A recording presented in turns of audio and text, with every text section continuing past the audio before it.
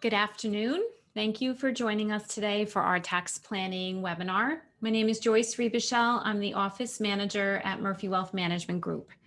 Your presenters today will be Seth Rivers, certified financial planner, and Daniel Murphy, owner and CEO of Murphy Wealth Management Group. Seth, I think you're starting. Yeah, good afternoon, everyone, and a happy May on this beautiful sunny day. It's gorgeous out. Thank you for taking some time to join us. It's going to be a little bit under an hour, so we have a lot of material that we need to get through. But we're going to talk about some tax planning strategies with regards to retirement today. So with that, we're going to jump right into it.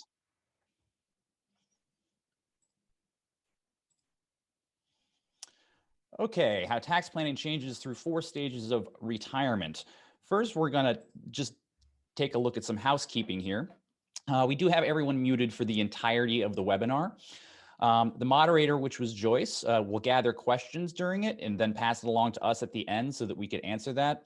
One thing that is a little bit different is we ask that you type your questions into the chat box below and not into the actual question and answer button.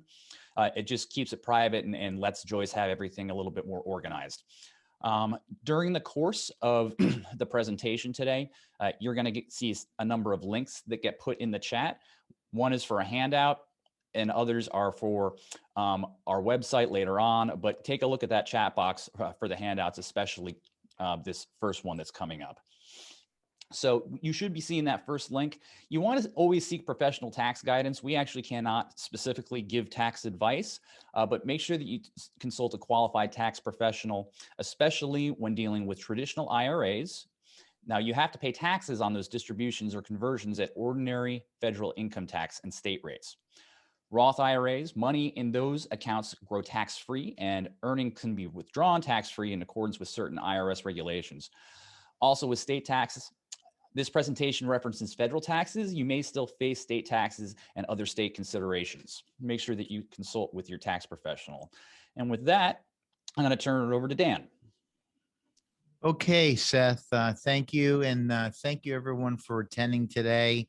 How tax planning changes through 4 stages of retirement.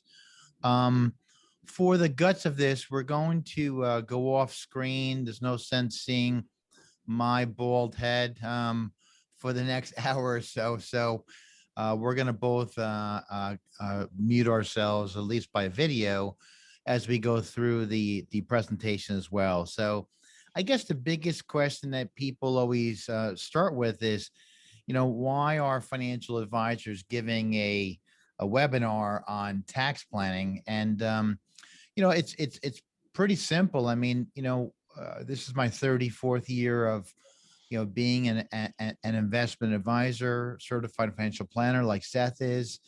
And the answer is pretty simple. I mean, they go hand in hand. If you don't know your way around the tax return as a financial advisor, then you're really doing a disservice for clients, because there's a lot of things that we can pick up on the tax return. And we're going to share some of those today with you so that you can kind of see, exactly what we're talking about. But there's a lot of things that people miss and a lot of mistakes that are made over time when we're kind of looking at things like this. So sit back, relax. I mean, I guess the biggest thing we want to assure people is that this is not a sales presentation. We do have a good amount of people again on this webinar, so it's well attended, and we just want you to just enjoy the information, take it all in.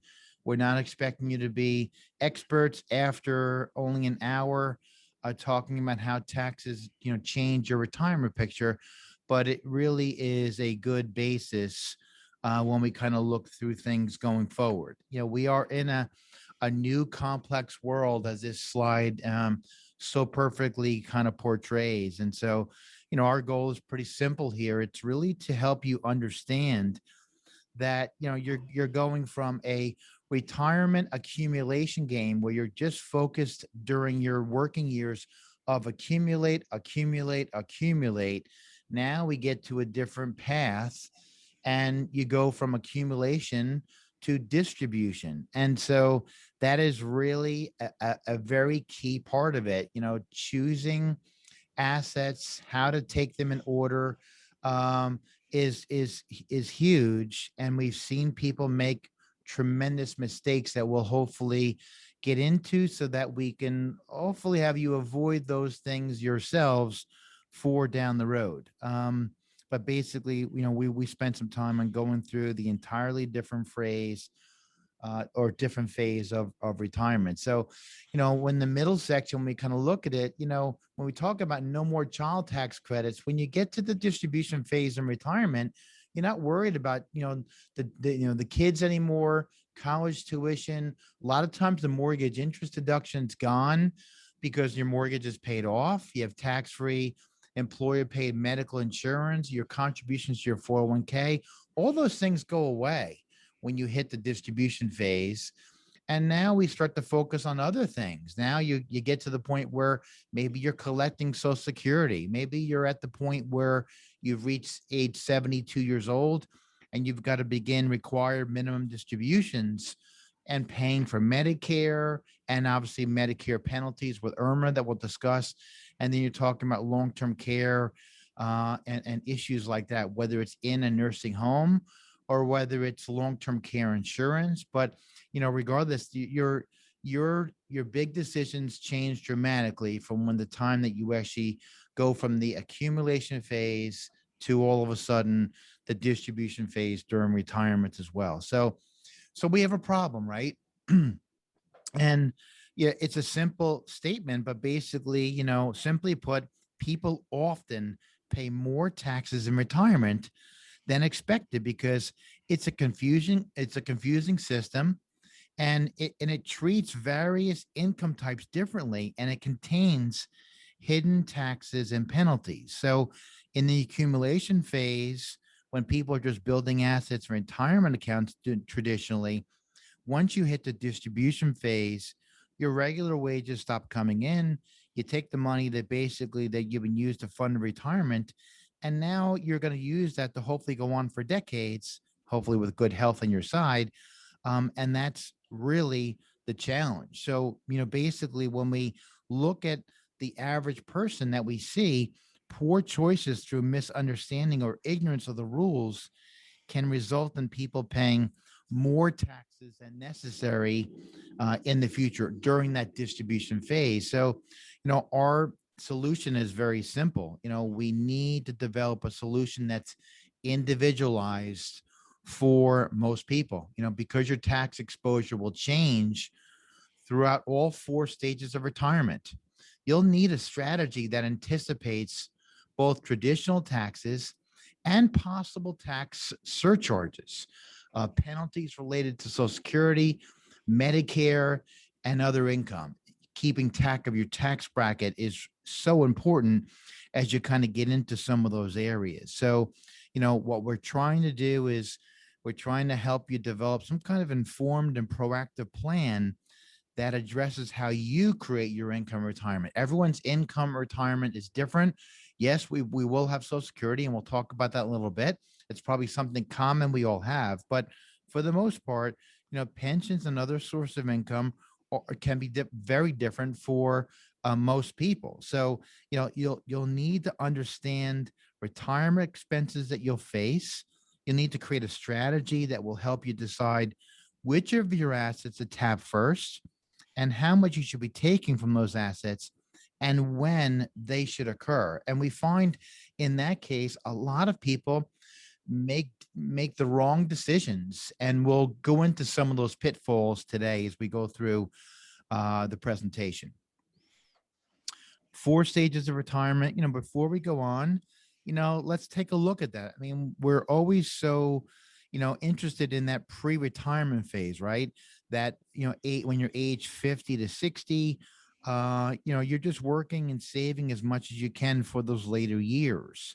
And then next we hit those early years of retirement, 60 to 70, we call it the go-go years.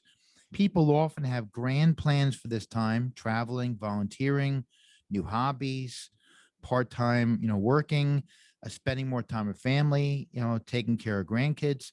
But basically that's a big part of it, and people do a lot of traveling in that point in the time. And then next you reach the middle years of retirement. That's somebody in the 70s to 80s. We kind of define it as a slow go year, but doesn't have to be. But it brings more financial decisions, how you deal with required minimum distributions. We'll talk about that today since the laws just changed in 2019. How you take your IRA accounts, Roth IRAs, pre-tax dollars. And then finally, those later years of retirement where maybe, your health may not be as good. Now you're starting to think about your legacy, your estate, those no-go years starting around 80 years old. So you can see there's a wide range of issues that must be planned for in each phase. And this can be harder than it seems, as we kind of go forward as well. On the next slide, we've got retirement surprises, right? It's full of surprises. Our future unknown is inflation, right? So nobody knows what inflation's going to do to their dollars. It's not going to be good. Other than, pensions typically do not increase with rising prices. So there's one thing already, and that may be a major source of income that has no inflation protection whatsoever. Social Security will go up a little bit, but inflation is huge, and especially right now. I mean, my goodness, every day, out there, they're talking about runaway inflation. We look at housing prices and things like that we know are not, everyday things other than, gasoline, which we know is going through the roof as well. But inflation is really, really key. And then we jump into longevity. How many people end up living far longer than expected? I mean, like I said, I've been doing this for 34 years. In the beginning, people who were, retiring in their 60s and only living about 10 to 15 years in retirement. You've got a tremendous amount of people every day that are well into their 90s and beyond. That's becoming commonplace. When we lose a client that's, let's say, not even reach 80, that's young in today's society. So, basically a lot of people they underestimate how much money they're going to need to maintain that retirement standard of living. And who wants to see their standard of living drop? Nobody does. But basically, we've got other things to kind of concern ourselves with. And then healthcare costs. That's the 10,000-pound gorilla in the room, right? That includes your out-of-pocket costs for services and drugs, Medicare, insurance costs, which just keep rising through the roof. So basically, there's a lot of things to be thinking about when we kind of go to that next slide. At this point, you may be thinking, so, what's the first thing I need to understand about retirement and taxes? Well, here it is. It's really our first key as we going to go through, and we're going to go through about 4 keys today. But basically, our first, key out there is huge when we talk about retirement as well. So our first key is you really need to know what your after-tax retirement savings looks like before retiring and how the tax treatment of different accounts is done with regards to withdrawals. Because if you think about having a $500,000 or $500,000 IRA, it really isn't $500,000. The government basically has a claim on part of that money because you've never paid taxes on it. And they'll want to get their share when you're forced to start your required minimum distributions after age 72. So this recently changed. It used to be age 70 and a half. But often, as much as it's been great to get that tax deferred growth on your retirement accounts, people don't anticipate how much that they would actually need to start taking out and how much taxes they would end up paying on those larger dollars. Now you may be thinking, okay, my account's maybe not worth as much as I thought, but I'll have a steady flow of benefits from Social Security to supplement my income, and I'll have Medicare to pay my health costs. But one thing that you need to understand when creating your retirement strategy is our second key here.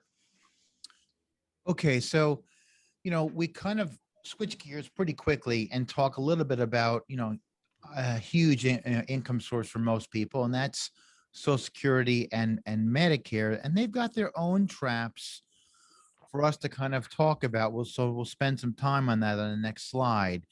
Social Security and income taxes. So if we take a look at a case study, we're going to start you off with, here we have Bill. He's retired. He's got taxable income of 42,275. So it puts him in the 22% bracket.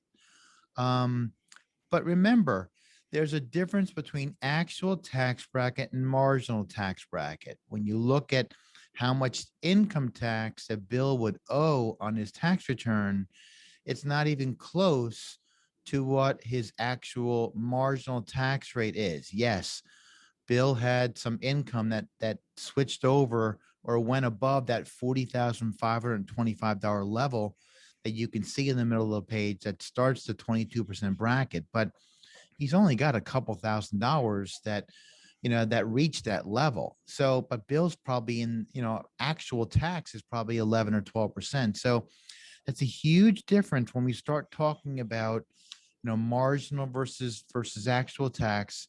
That's a big conversation. So when we look at $38,000 in IRA income, plus $25,000 in Social Security benefits, and let's say Bill is thinking about tapping his IRA account for an extra $1,000 for a concert road trip. So how much will Bill owe in taxes on that extra $1,000? You would think maybe it's only going to be around 22%, but you'd be mistaken.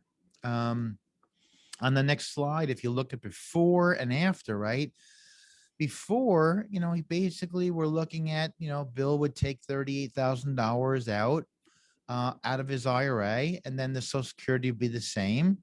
And so, when you look at it overall, his adjusted gross income on the left before he's thinking about taking that $1,000 out for the concert is around 56,525.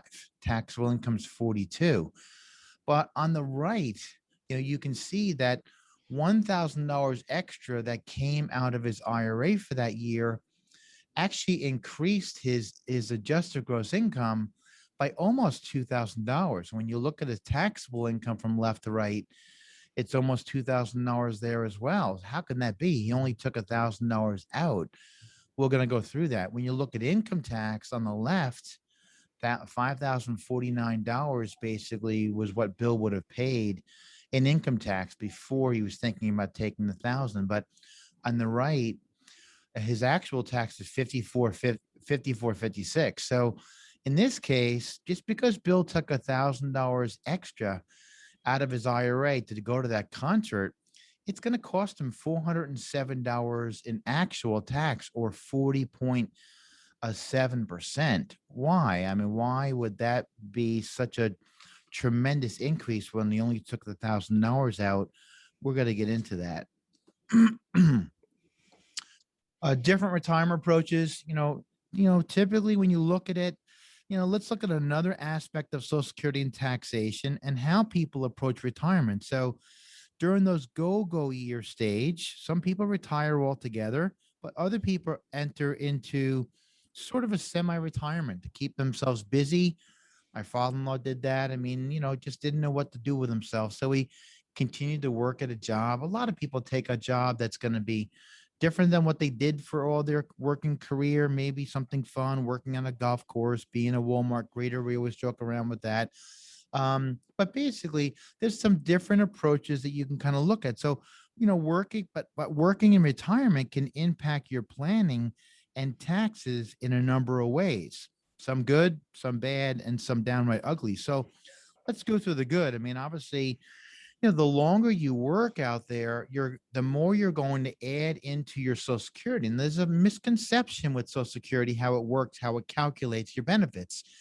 Social Security takes the 35 highest years of earnings. And when you say, okay, well, what does that mean? Well, that means that, if you had some zeros in there, maybe you were a stay-at-home mom taking care of the family, didn't really have a lot of strong years where you had earned income for the whole 35 years, but you're going to have some zeros in there. Even though you did a great job with the kids, those years of not earning any income may impact you if you don't have 35 other years of earnings.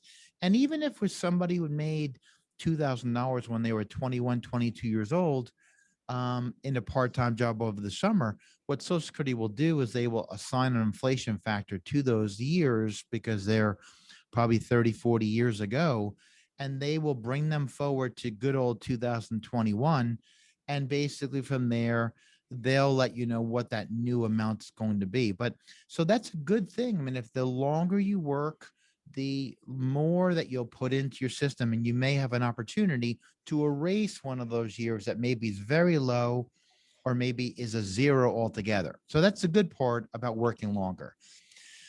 I guess the bad part is if you take Social Security early and continue to work, your benefits could be reduced.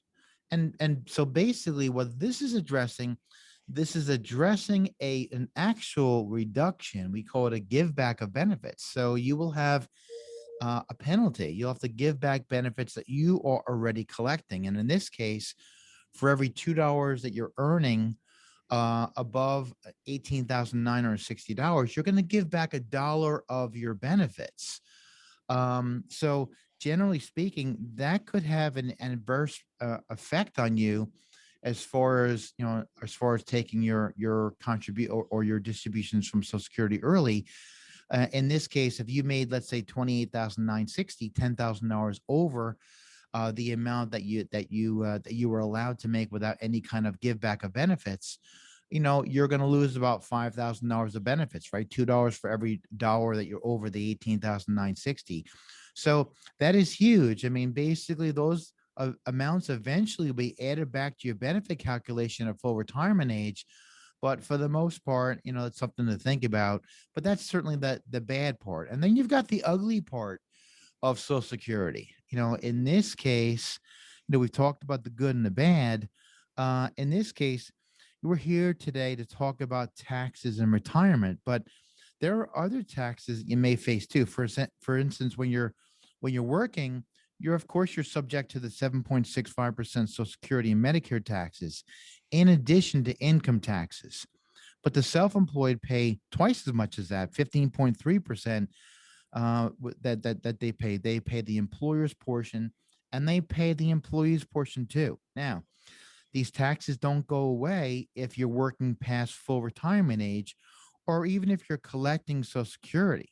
So worse, if your go-go years earnings don't make it into your top 35 years, those Social Security taxes go into the trust fund and may not, increase your benefit, because remember, they're doing it over 35 years. So, so working beyond your normal years may or may not be a great thing, but certainly something to consider when you're looking at the potential of adding or increasing your benefit. When we talk about Medicare and taxes, as we kind of shift gears here, here we have kind of our next case study example too. And, we indicate to people to watch out for the Medicare IRMAA cliff. And what is IRMAA? IRMAA stands for Income Related Monthly Adjustment Amount. IRMAA, that's a mouthful, right? Basically, what it means is as you earn more money in adjusted gross income, you may go above and beyond an acceptable amount of income according to Medicare, and you may be paying more Medicare taxes. So in this case, George and Martha, they have Medicare Part B and Part D, right? Medicare Part B is for doctor copays, those kind of things. Medicare Part D is for prescription card coverage. They have a modified adjusted gross income of $275,500 in 2019. Why are we talking about what their income is or was in 2019? Well, I'll tell you why. I mean, a lot of you received letters in January of this year saying that your Medicare Part B and D premiums were going to increase this year. Why is that? Because Medicare is determined from 2 years ago that your income was above a certain threshold, $88,000 for a single taxpayer and $177,000 for a joint couple. Once you go above those levels, then typically speaking, you're going to be paying a higher Medicare Part B and Part D premium. Now, the good news is it's only for that next 12 months. They will reset that every single year. But that's why in 2021, you got a letter saying you're going to be increasing, or the premium is going to be increasing for you for Medicare for this coming year. But they didn't use 2020's income figures because they didn't have them. I mean, when they sent you the letter in January of this year, we had just finished December of 2020. So it's Medicare, the premium increases and the actual rates that people pay are calculated from, one full tax year before that. So that's why we're talking about that. In this case, to continue, Georgia Martha, let's suppose they're going to sell stock for $1,000 a gain. They're going to owe about $188 tax on that $1,000 gain. So they'll pay about an 18.8% rate, right? Well, not necessarily. I mean, when you look at the fact that, as I just mentioned before, because Medicare assesses a IRMAA charge above and beyond the normal Medicare rate, you can see above that if their income as a couple, if George and Martha's income was under $176,000, they would have paid $148.50 each. So therefore, they would have had no adjustment to Medicare Part B or to Part D. But in this case, because their income is $275,000, then typically what's happening is they're going to be paying $297 each just for Medicare Part B. That's double the amount they normally would have paid. Now, in this case, if they're thinking about selling stock for $1,000 gain and they go above $276,000, now it's even if it's only $1 over, if it's over $1 over, now their Medicare Part B premium is going to jump from $297 a month to $386.10. That $1,000 capital gain that they are going to put on their tax return, causing them to have a little bit higher modified adjusted gross income, will cause almost another $100 a month each for additional Medicare Part B premiums for 2021. And that doesn't even account Medicare Part D. Medicare Part D, as you can see here below, is normally going to be a statutory amount of money. But in this case, what's going to happen is because of their income, if they're below 276, they would pay an additional $31.80 a month for their prescription drugs each.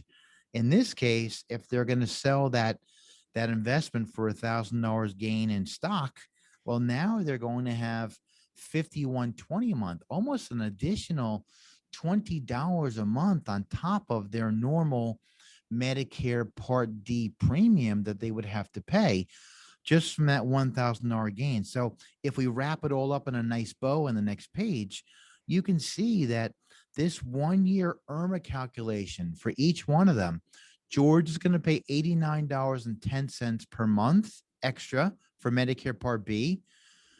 So that's $1,069.20.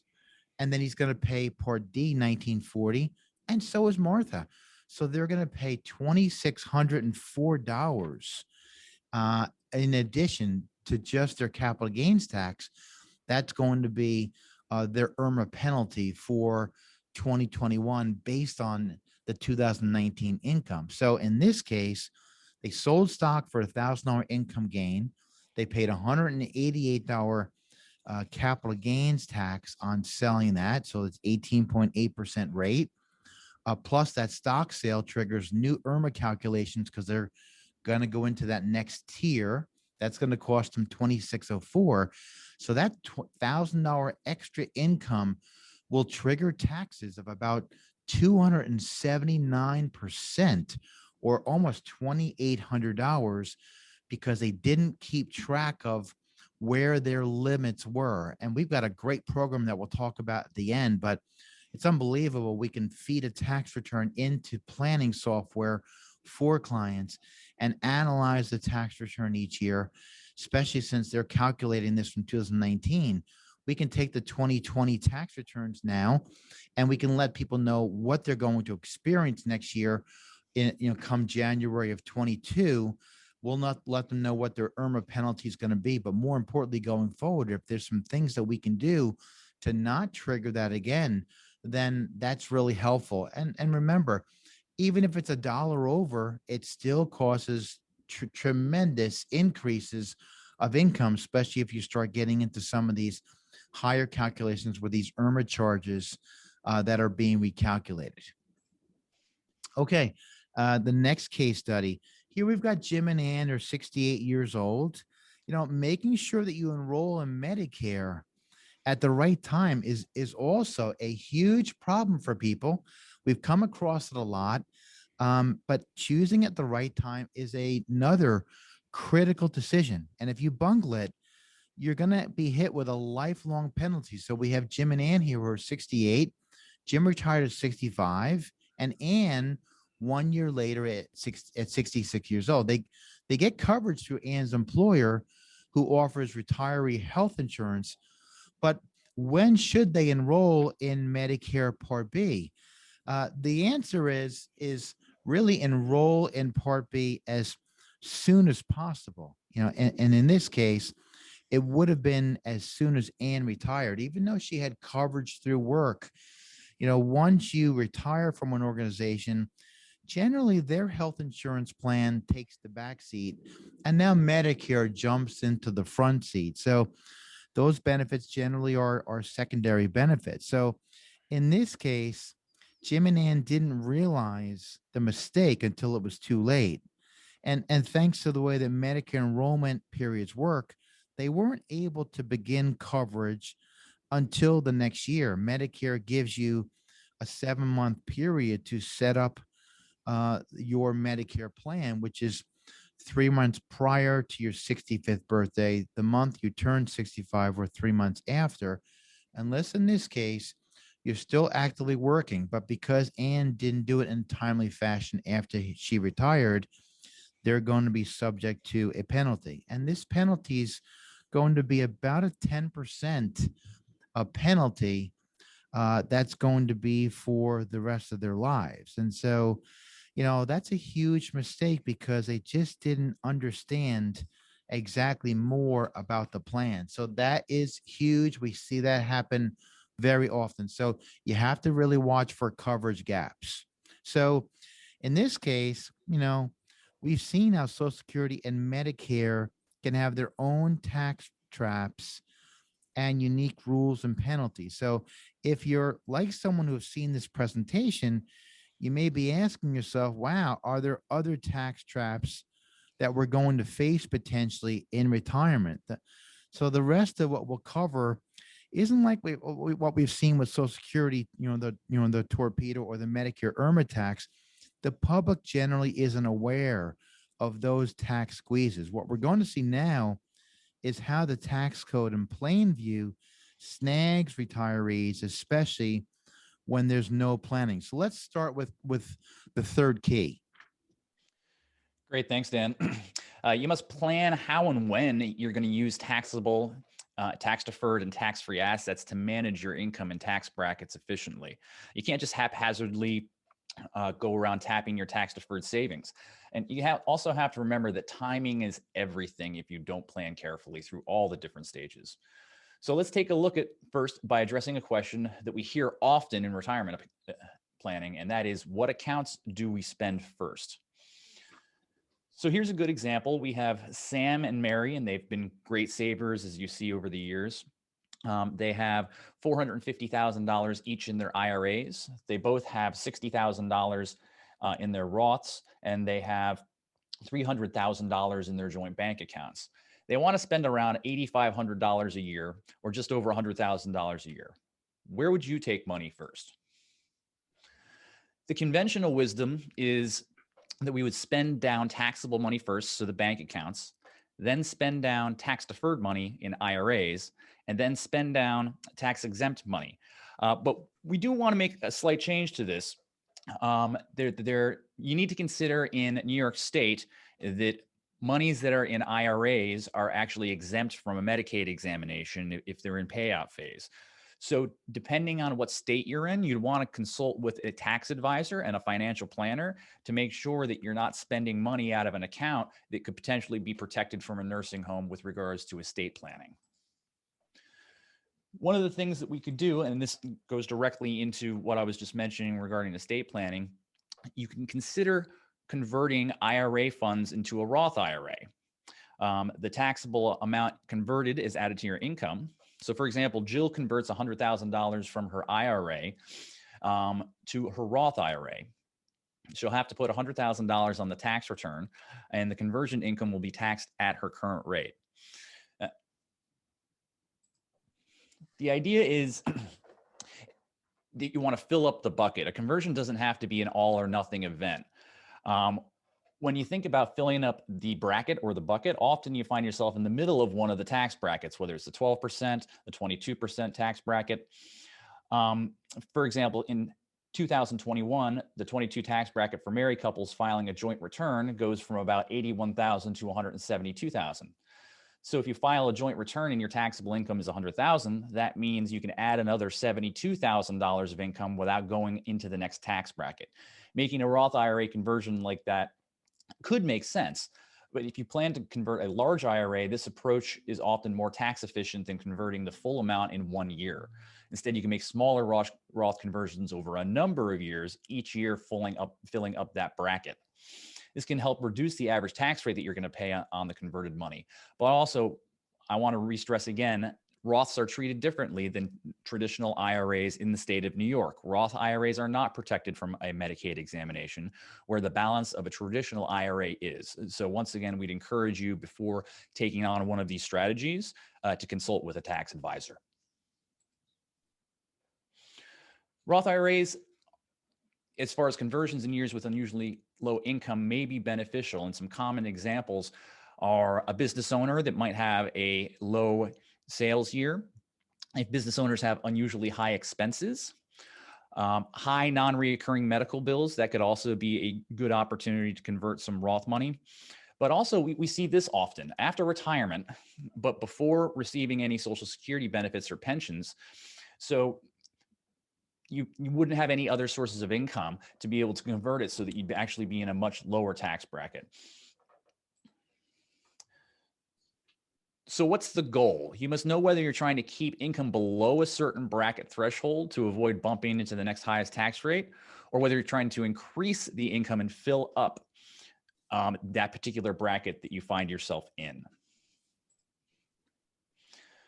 Other possible approaches to managing your tax brackets. I mean, some tactics you could use in managing income around tax brackets might include withdrawing money tax-free from a life insurance policy to keep that income low, selling highly appreciated stock for low or no capital gains, and taking advantage of distributions from IRAs or 401ks at a lower tax rate. And as we've seen, you could also consider that partial Roth conversion to help fill up those lower tax brackets.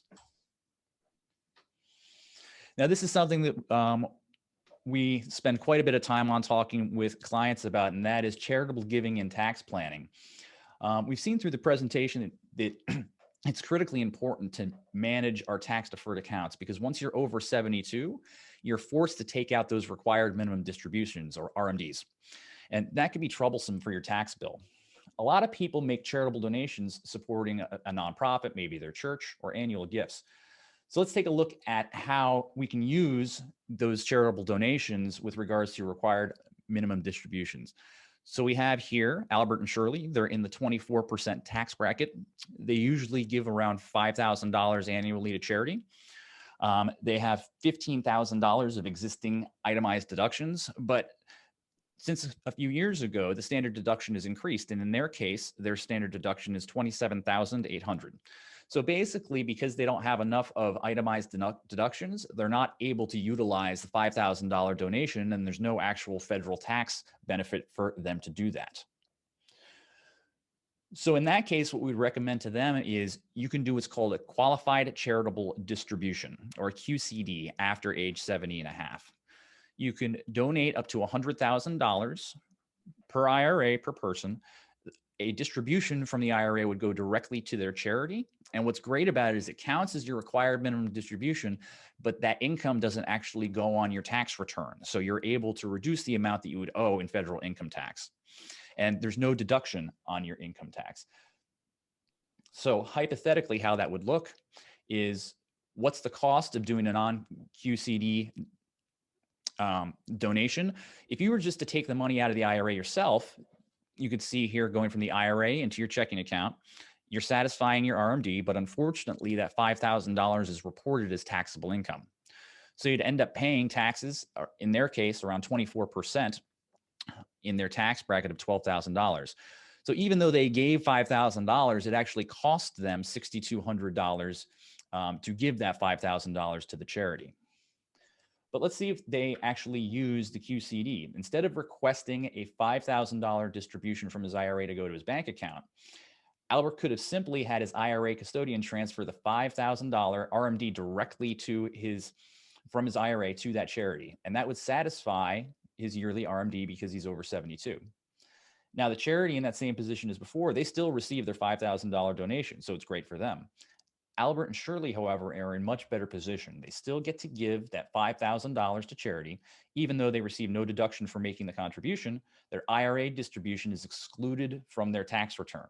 Therefore, they wouldn't owe any income tax on that $5,000 distribution. Therefore, their total cost to give the $5,000 to charity is actually $5,000, and it's a $1,200 savings over the previous example. But we all know charity starts at home, so it's a natural question to ask, how does retirement tax planning figure in? It's a good question because the government still wants their share of the tax-deferred dollars and assets.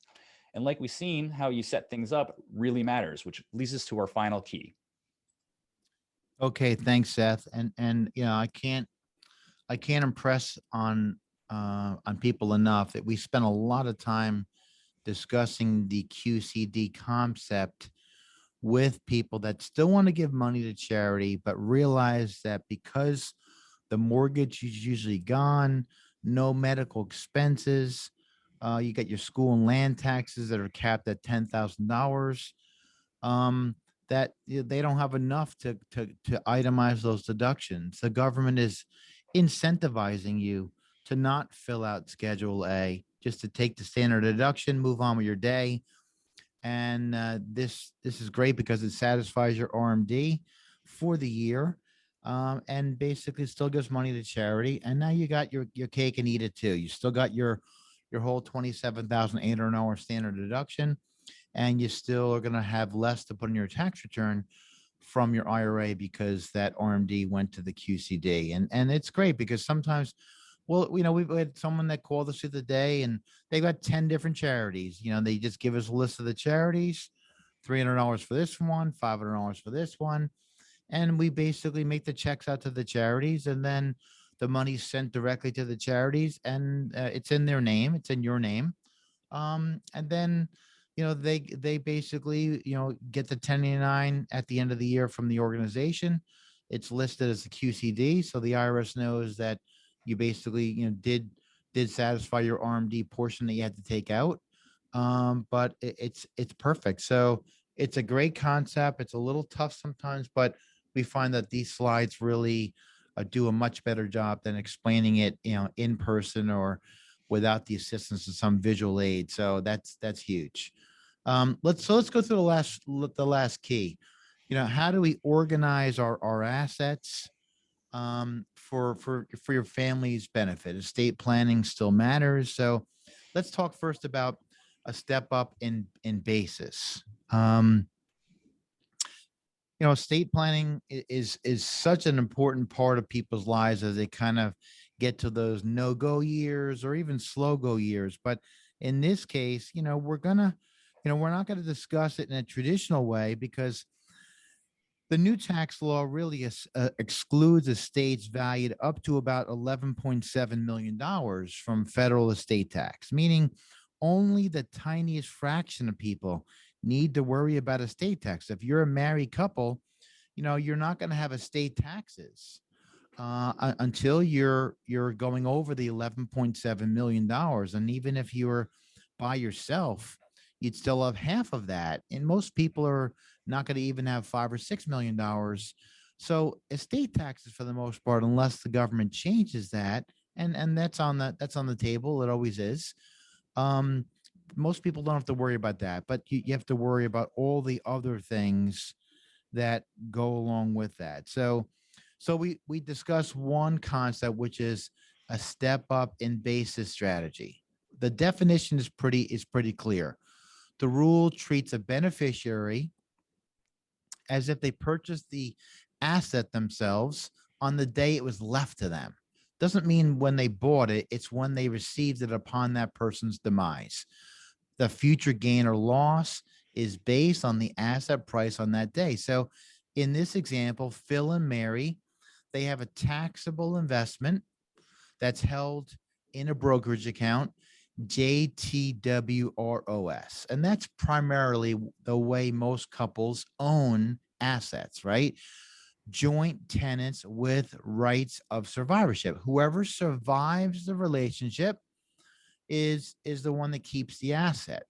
In this case, Phil and Mary have $120,000 of investments that happen to have a long-term capital gain. So if they sold it together while they were alive, they'd have to pay capital gains tax on $120,000 of profit.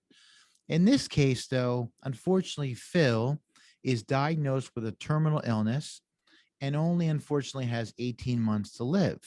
So what kind of solutions they have? Well, in this first case, scenario one, let's suppose they do nothing after Phil's diagnosis. Unfortunately, Phil dies. Mary's going to inherit the account, right? Because it's joint tenants with rights to survivorship. So Mary will survive. She'll receive the asset. In that case, once Mary sells the asset, she will have a step up in cost basis on Phil's portion. So whatever it was worth on the day that Phil passed away, she will no longer have to pay capital gains on that portion. So she will save capital gains tax on $60,000 of gain. If she sold all the investments, she'd only owe income tax on her gains, and her gains are long-term capital gains on her 60,000 plus any gain on any remainder from the day that Phil passed away. Not when he bought it, but when he passed away to the time that Mary sold it. Bottom line is Mary's going to owe tax on her $60,000 of gain plus any on the half after Phil's death. But scenario number two is in a case like that where you know that that's going to happen. Most people do not know who's going to survive, right? We all, if you're married, you're going to have an account together. You know that most likely, other than a simultaneous accident, which really doesn't happen that often, someone's going to survive the other person. And in that case, there is some planning to be done. If in a situation like this with a Phil and Mary, if you knew that Phil was going to pass away before Mary, then you could do some planning. In this case, in scenario two, if Phil dies 18 months later, but what if we move the account from a joint tenant with rights to survivorship account while Phil was still alive, and we move the entire thing to Phil's name? Now, Mary does not have anything in her account. And so therefore, once Phil passes away, Mary would be the beneficiary on the account, and Mary then can sell the asset upon Phil's demise and pay $0 in taxes. And so that's a huge scenario. When you go to sell the investments, would you rather owe tax on $60,000 of gain or no tax? I'd say predominantly, and not to be morbid, but I'd say predominantly most couples have a situation during their lives, and especially at the end of it, where you can kind of just pick someone who's going to be the survivor and maybe someone that's not. God forbid it's a cancer diagnosis. Sometimes you have no chance to plan at all, right? An accident, God forbid a heart attack. But in cases where that things are going to unfold a little quicker and you can kind of pick who is going to pass away before the other person. There is some strategy, and we wouldn't say just, let's say for it to be owned just in Phil's name by himself without Mary as a beneficiary, because then if we did that, then they would have to go through probate. But in this case, we can own it as a transfer on death account, and therefore now it transfers over to Mary upon Phil's demise, and Mary can sell the asset the next day with absolutely no income tax whatsoever. So that's important to realize, that certain assets will have a step up in cost basis. Your house, stocks and bonds, any non-retirement account assets will have a step up in cost basis. The only thing that's not a step up, it would be things like IRAs, Roth IRAs, regular IRAs, annuities, things like that are not going to have that step up. But most of the things, we do have that. So that's one strategy. I guess the other strategy is inheriting IRAs. I would say from our own experience as a firm, most people's biggest asset is their retirement account. And sometimes it's bigger, a lot of times it's bigger, a bigger value than their primary residence. So inheriting IRAs is huge. Basically, a new law was passed in 2019 called the Secure Act. And basically it was passed in December of 19. So in this case, here we have Pamela. She's 65 years old. She has no spouse, but she does have a son, Kyle, who's 40 years old. Um, prior to this law changing, Pamela could have died at some point, leaving everything to Kyle. Kyle could have either taken it out right away, paid the income taxes, stretched it out over his lifetime, taken distributions along the way, and go on his merry way. Treat it like almost as his own retirement account with an IRA balance of $400,000, and a 6% average rate of return. The difference with the new law is now Kyle, under the Secure Act, is not going to be able to stretch this out over his lifetime. All non-spouse beneficiaries are going to have to get this money out, both in Roth IRAs and regular IRAs. They're going to have to remove the entire balance within 10 years from the period of time that, in this case, Kyle's mom would have passed away. Now, Kyle can take it out each year. Kyle could wait to the 10th year. But regardless, by the 10th year, this balance, when whatever it's grown to, would have to be liquidated down to zero. If Kyle did an annual distribution, then in this case, with a 6% return, growing on a $400,000 IRA balance, in this case, Kyle would get about $54,347 on average, but and would have to pay income taxes on it. Scenario two is if Kyle does nothing in years 1 through 9, which that's his prerogative, and takes a full distribution in year number 10, then he's going to take the entire balance out, and that could cause some havoc.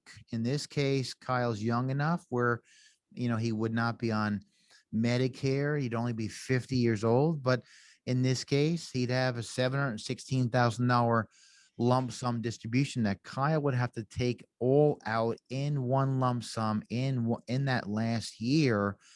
And that could really cause a lot of havoc. So we're doing a tremendous amount of planning now for people as they kind of, get used to this new rule, especially with IRA balances. This is a huge planning opportunity because during that period of time, there's some maneuvering to do based on individuals. In this case, it's easy. We created a great scenario with Kyle being the only beneficiary. I've got 4 children. Seth has 2. I mean, typically, as you have more offspring, typically each person will get to make their own decision. And maybe one child decides to take it out over the entire 10 years, each year, annually, equally. Maybe somebody else says, I'm going to wait for the entire 10 years. So the planning is different. If this was a Roth IRA, knowing that the distributions grow tax free forever until we take it out, in this case, we would probably suggest to Kyle that if there was $400,000 in a Roth IRA and it was $716,000 10 years from then, we would purposely tell Kyle to wait to the 10th year, take it in a lump sum, because there would be no income taxes to pay it. And if this is a regular before tax IRA balance, like most people's accounts are, whole different ball game. So there's a lot to consider, but this new law, certainly, gets into that. So, okay. So we're getting now towards the end of it. You're probably thinking, goodness, how in the world will we ever manage this? It's a good question. So let's try and bring it all together as we kind of wrap this up in the next 5 minutes or so. We started with a clear statement about a problem. Retirees often pay more taxes than expected because it's a confusing system and you have a lot of different things to consider. But, as we talk about each stage, again, during pre-retirement, you've got to know your after-tax savings before retiring. And typically people are worried about and looking forward to funding those Roth accounts because they'll be crucial down the road, especially knowing that some of the laws that change, obviously with the Secure Act, introduced and passed in 2019.